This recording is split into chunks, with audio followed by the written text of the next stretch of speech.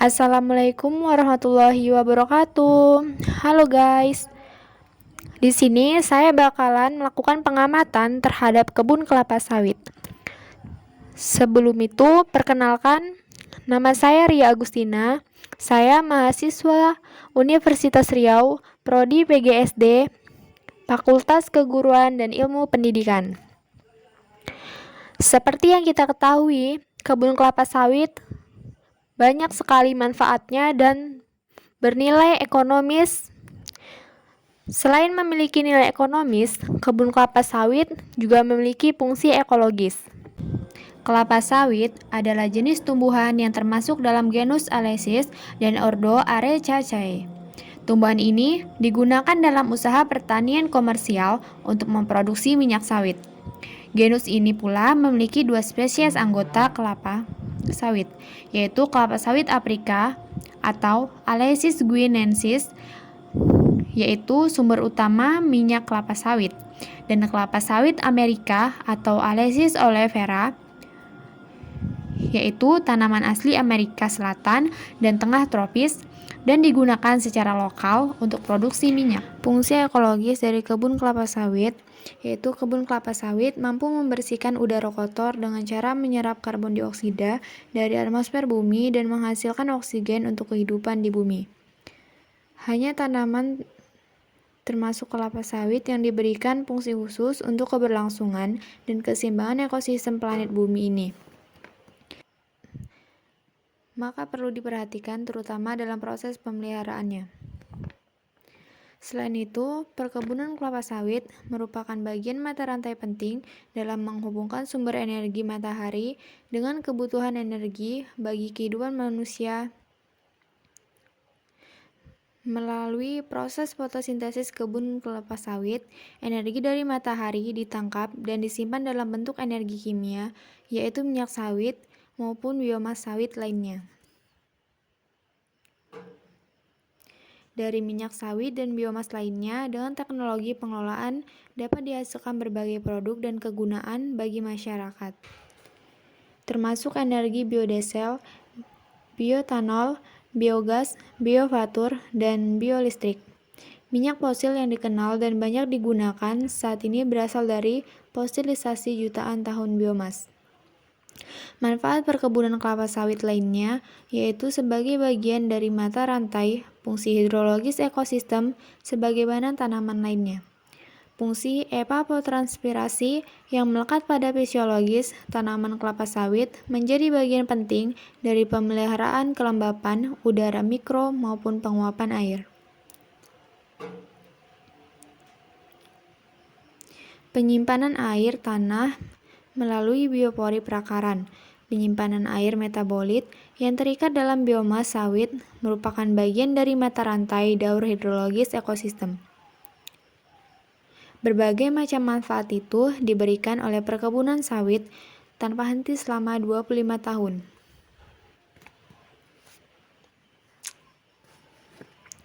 Materi yang dihasilkan dari kebun kelapa sawit seperti yang kita ketahui adalah sawit yang akan menghasilkan minyak, pelepas sawit. Pelepas sawit di sini diambil lidinya oleh ibu-ibu dan dijual dan dijadikan sapu. Untuk etika lingkungan di kebun kelapa sawit di sini yaitu tidak boleh membuang sampah atau limbah rumah tangga. Pelepah kelapa sawit harus dibuang ketika memanen ke sekitar lahan dengan ditumpuk serapi mungkin supaya tidak mengganggu lahan atau lingkungan. Tidak boleh sembarangan mengambil atau mengutip biji sawit. Boleh diambil jika pemilik kebun tidak mengambilnya. Di kebun kelapa sawit ini tidak ada isu lingkungan yang disebabkan oleh perkebunan kelapa sawit. Namun ada permasalahan di lingkungan sini yaitu di sini suka banjir yang disebabkan oleh naiknya air sungai.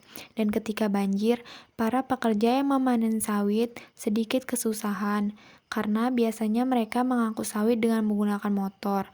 Namun saat banjir, mereka mencari solusi dengan cara menggunakan sampan. Kelapa sawit merupakan tumbuhan industri sebagai bahan baku penghasil minyak masak, minyak industri maupun bahan bakar. Kelapa sawit ini memiliki peranan yang penting dalam industri minyak, yaitu dapat menggantikan kelapa sebagai sumber bahan bakunya. Perkebunannya menghasilkan keuntungan besar sehingga banyak hutan dan perkebunan lama dikonversi menjadi perkebunan kelapa sawit.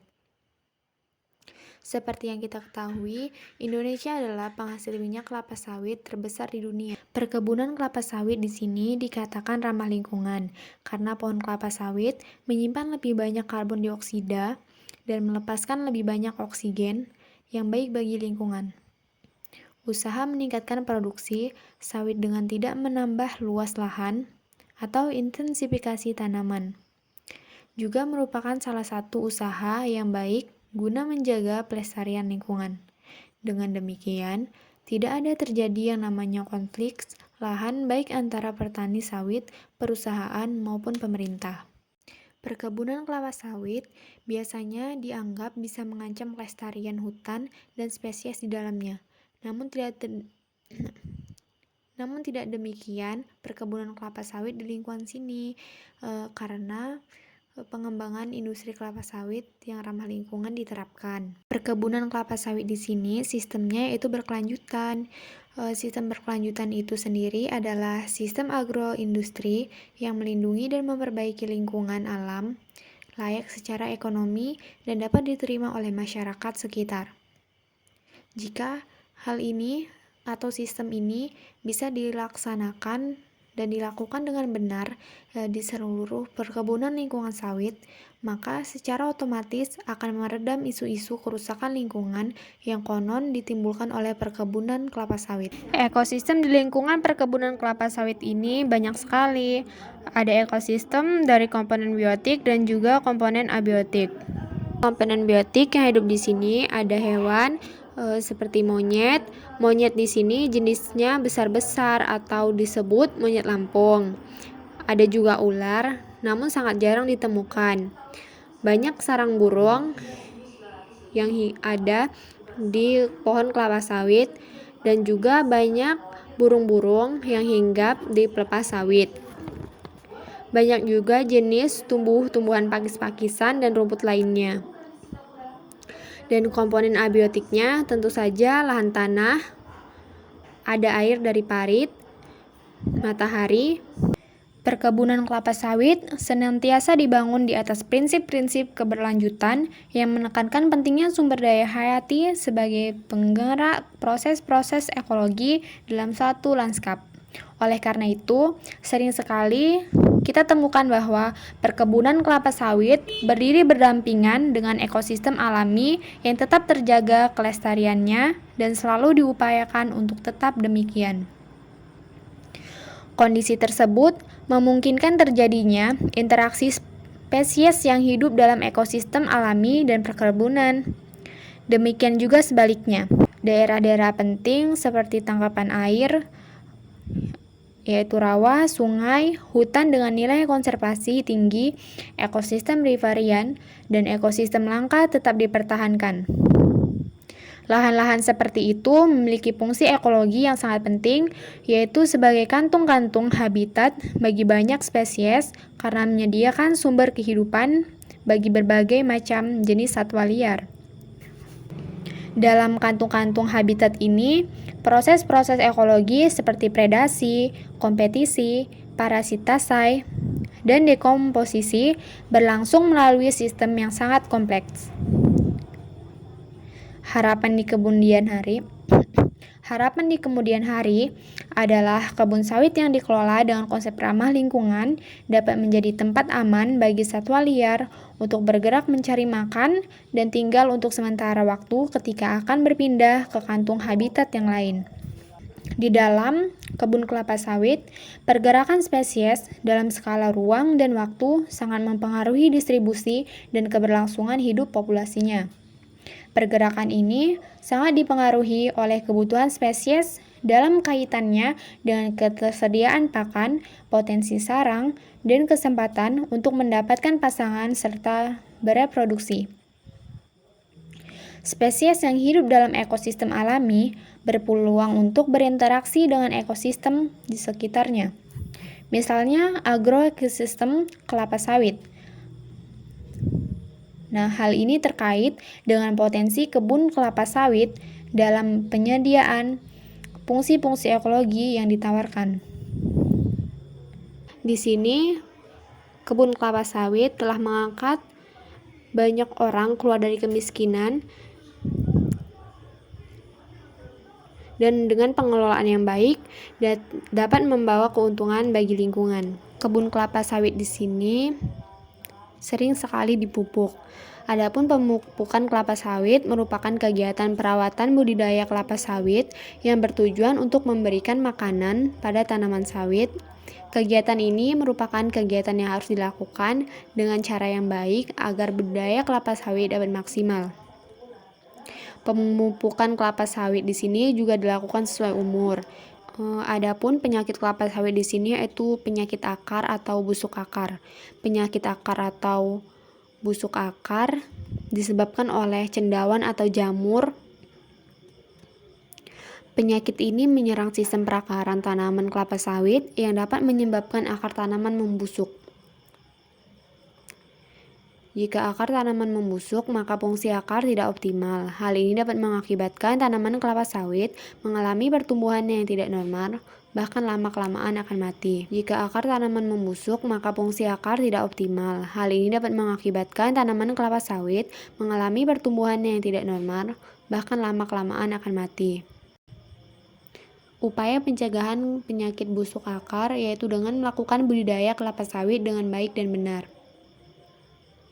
Selanjutnya, penyakit busuk pangkal batang. Penyakit busuk pangkal batang atau Ganoderma disebabkan oleh jamur Ganoderma aplantum, Ganoderma lucido, dan Ganoderma pseudoverum. Penyakit ini menyerang pangkal batang tanaman kelapa sawit yang dapat membuat membusuk dan lunak. Upaya pencegahan penyakit ini adalah dengan membersihkan lahan dari sisa-sisa pelapukan kayu. Kebun kelapa sawit memiliki 3 mekanisme yang secara sinergis berfungsi dalam melindungi tanah dan air.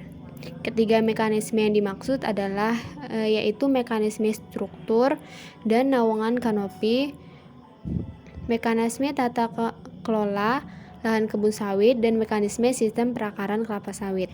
Buah sawit di sini yang baik untuk dipanen yaitu buah sawit pada tingkat praksi 2 dengan ciri-ciri yang biasanya diketahui oleh pemanen kebun kelapa sawit yaitu terdapat 5 hingga 10 brondolan di pinggiran. Buah sawit berubah warna dari kuning menjadi oranye. Sebanyak 25% hingga 75% buah luar membrondol atau bijinya berjatuhan. Itulah pengamatan saya terhadap kebun kelapa sawit. Lebih dan kurang saya memohon maaf. Saya akhiri, wabillahi taufiq walhidayah. Wassalamualaikum warahmatullahi wabarakatuh.